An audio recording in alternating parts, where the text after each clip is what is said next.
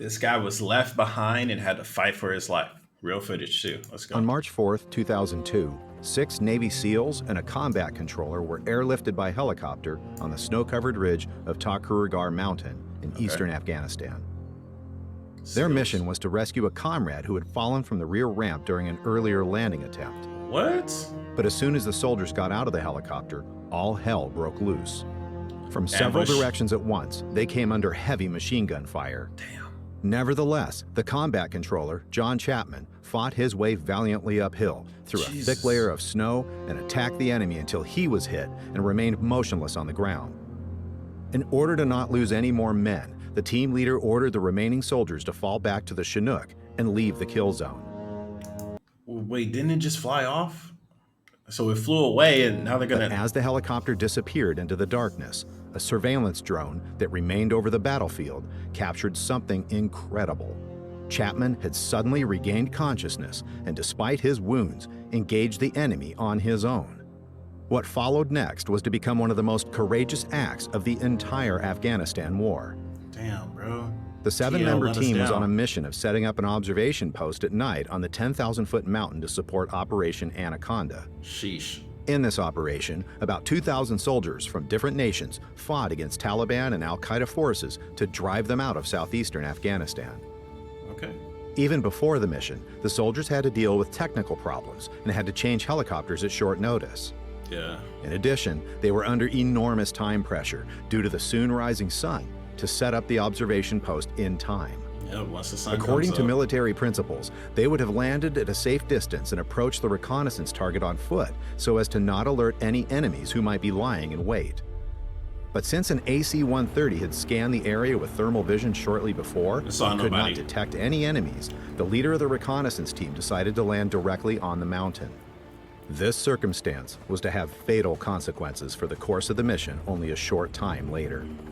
They were hiding Under good. a thick snow cover, well-equipped and trained insurgents had hidden in bunkers and took such heavy fire on the approaching Chinook that electronics failed and a fire broke out. While the pilots were trying to get the helicopter back in the air, an RPG tore through the rear of the Chinook, causing Navy SEAL Neil Roberts to lose his grip and fall out of the rear ramp in the chaos.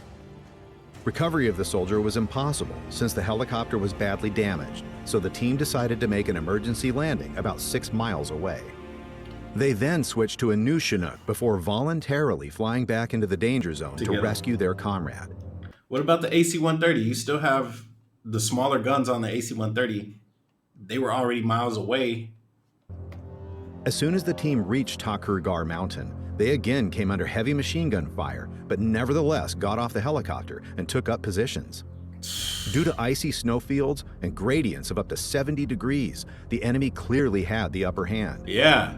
But Chapman did not let this stop him and wanted to rescue Roberts at all costs. This guy's a beast. First, he called in air support from an AC-130 and then fought his way alone through the snow to one of the bunkers where he killed 2 enemies at close range. Good work. He then attacked another bunker together with his squad leader, but was badly hit and collapsed. Okay. The soldiers fought bravely, but the entrenched enemy had a clear advantage, both tactically and in numbers.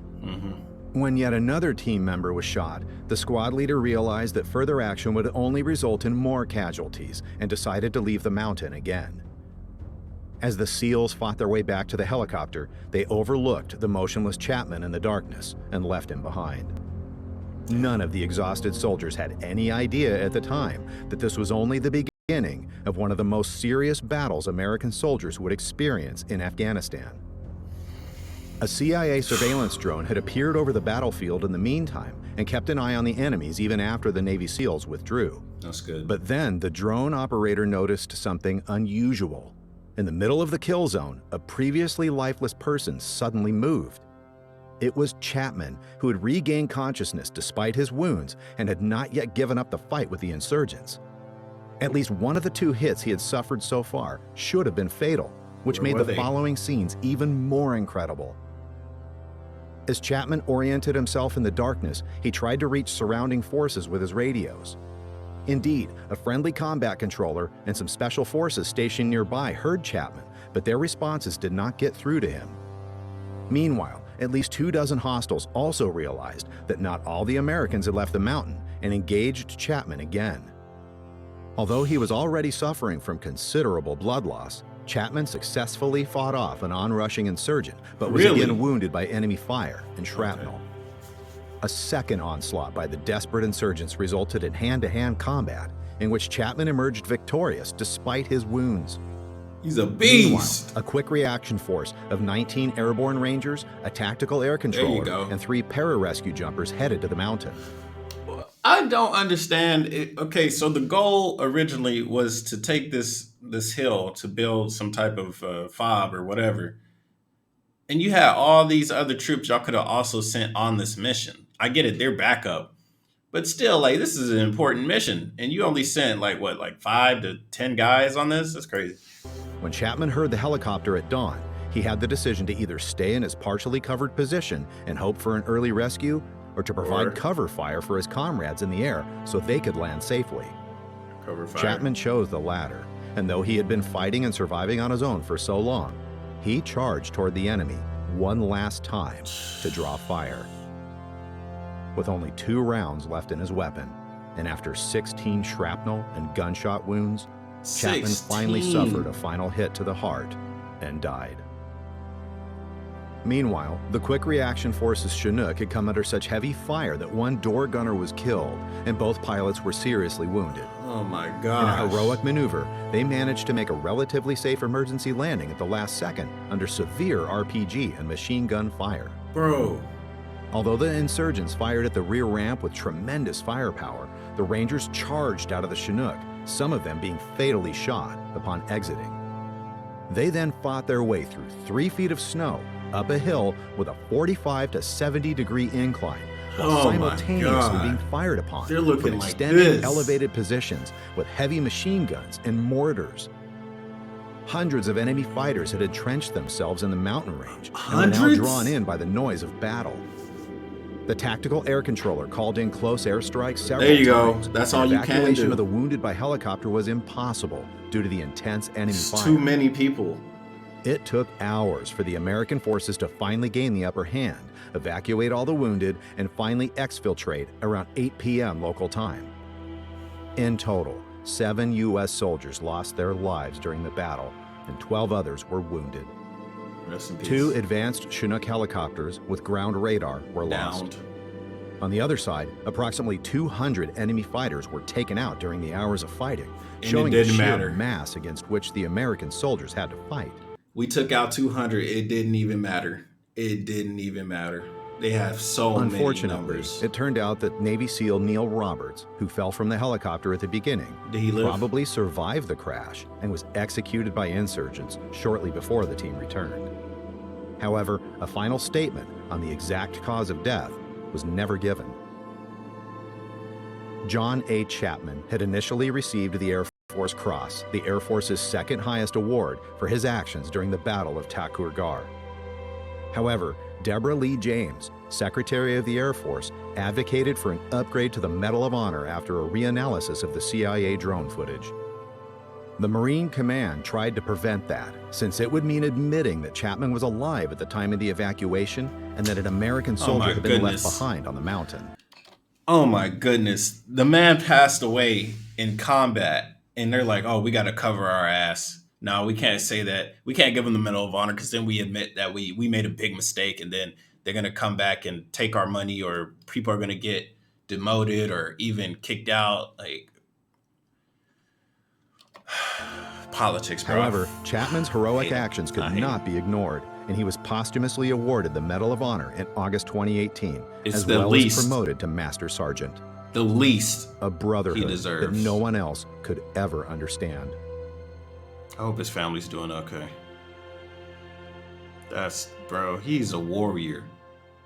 16 rounds. This man, 16 rounds.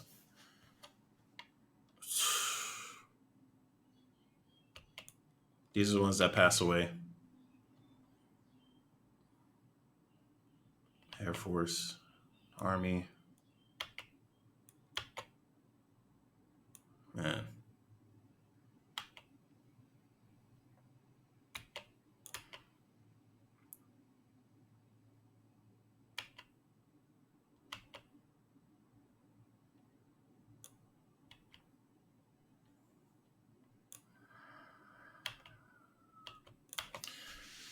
Yeah, but the mission. Mountain to support What is this mission? Number team was on a mission of setting up an observation post at night on the 10,000-foot mountain to support Operation Anaconda. What is Operation Anaconda? In this operation, so they're going to set up an observation base on this mountain. They didn't think any insurgents were there. They were wrong. Shot down 2 Chinooks. A man fell out the back of one. They went to go rescue him. The first rescue team was a failure. So they sent in backup. And that one was an all-out battle. They went there early in the morning and they finished at 1800. The sun is already down at 1800, so they fought all day, literally all day. Fought hundreds of combatants, killed 200, and they didn't get the observation base. Like, about 2,000 soldiers from I mean, at that point, all you can do is after everybody else left, that AC-130 should have just. That even then, it probably wouldn't work since they had caves and all that. I don't know what Operation Anaconda was, but I hope it was worth it. I hope that Operation Anaconda was a success. But we all know how the Afghan war ended, 2 years ago? So, yeah. Anyways, wow, that was sad. That was very sad. Man, I'm out of here.